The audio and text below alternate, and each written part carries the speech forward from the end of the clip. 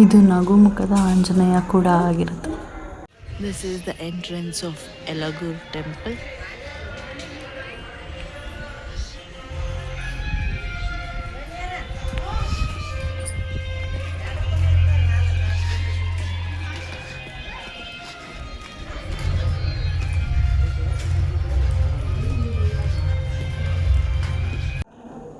ನಾನು ಇವಾಗ ಎಲ್ಗುರೇಷನ್ ಬಗ್ಗೆ ತಿಳ್ಕೊಳ್ಳೋಣ.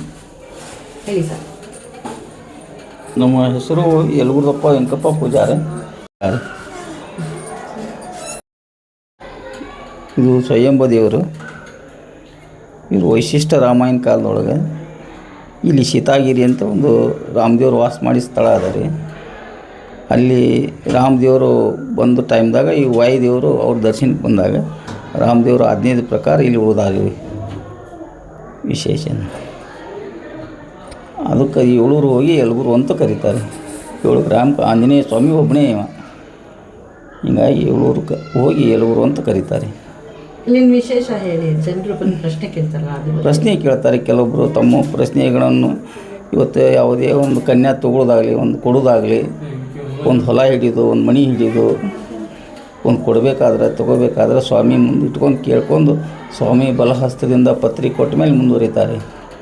ಎಡಹಸ್ತದಿಂದ ಪತ್ರಿ ಬಿದ್ದರೆ ಅದಕ್ಕೆ ಮುಂದುವರಿಯೋದಿಲ್ಲ, ಸುಮ್ಮ ಕೂತು ಬಿಡ್ತಾರೆ. ಅದಕ್ಕೆ ಹೀಗಾಗಿ ಯಲಗೂರು ಆಂಜನೇಯ ಸ್ವಾಮಿ ಶುಭ. ಎಡಗಡೆ ಬಿದ್ದರೆ ಇದು ಅಂತ ತಿಳ್ಕೊಳ್ಳೋದು ರೀ. ಬೇಡ ಅಂತ, ಕೊಡೋದು ಬೇಡ ಅಂತ, ತೊಗೊಳೋದು ಬೇಡ ಅಂತ ಅರ್ಥ ರೀ. ಇದು ಒಂದು ನೌಕರಿ ಬಗ್ಗೆ ಕೇಳ್ತಾರೆ. ಒಂದು ಕಂಪ್ನಿ ಒಳಗೆ ನೌಕರಿ ಹೋಗೋ ಸಲುವಾಗಿ, ಒಂದು ಗೌರ್ಮೆಂಟ್ ಯಾವುದೋ ಪೋಸ್ಟ್ ಕರೆದಿರ್ತಾರೆ, ಅಲ್ಲಿ ಅಪ್ಲಿಕೇಶನ್ ಹಾಕೋ ಸಲುವಾಗಿ ಕೇಳ್ತಾರೆ. ಅಲ್ಲಿಗೆ ಹೋಗಂತ ಬಲ ಕೊಟ್ಟರೆ ಆಗ್ತದೆ ಅಂತ ತಿಳ್ಕೊಳ್ಳೋದು ಕೆಲಸ. ಮತ್ತು ಎಡಗಡೆಯಿಂದ ಬಿತ್ತು ಅಂದ್ರೆ ಆಗೋದಿಲ್ಲ ಅಂತ ತಿಳ್ಕೊಳ್ಳೋದು. ನಾವು ಅಲ್ಲಿ ಮುಂದುವರಿಬಾರ್ದು ಕೆಲಸಕ್ಕೆ. ಅದಕ್ಕೆ ಹಿಂಗಾಗಿ ಭಕ್ತರು ಸಾಕಷ್ಟು ಜನ ಇಲ್ಲಿ ಬರ್ತಾರೆ. ಅವು ಪ್ರಶ್ನೆ ಕೇಳಿಕ್ರಿ ಮೊದಲು ಓರಿ. Okay sir, thank you. ಯಾವ್ಯಾವ ಗ್ರಾಮಕ್ಕೆ, ಊರಿಗೆ? ಈ ಊರು ಗ್ರಾಮ ಅಂತಂದ್ರೆ ಚಂದ್ರಗಿರಿ ಒಂದ್ರಿ, 2ನೇದು ಅಳದಿನಿ, 3ನೇದು ನಾಗಸಂಪಿಗೆ, 4ನೇದು ಮಸೂತಿ, 5ನೇದು ಬೂದ್ಯಾಳ, 6ನೇದು ಕಾಸಿನಕುಂಟಿ, 7ನೇದು ಯಲಗೂರು. ಸುತ್ತಮುತ್ತ 7 ಗ್ರಾಮದೊಳಗೆ ನಡು ಇಲ್ಲಿ ಯಲಗೂರು ಅಂತ ಕರೀತಾರೆ.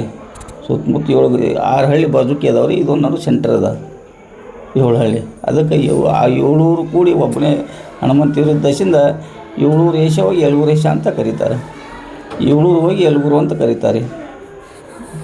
ಅದಕ್ಕೆ ಹಿಂಗಾಗಿ ಕ್ಷೇತ್ರದೊಳಗೆ ದೇವ್ರ ಮಹಿಮಾ ಭಕ್ತರಿಗೆ ಇದು ಆಗಿದೆ. Thank you sir.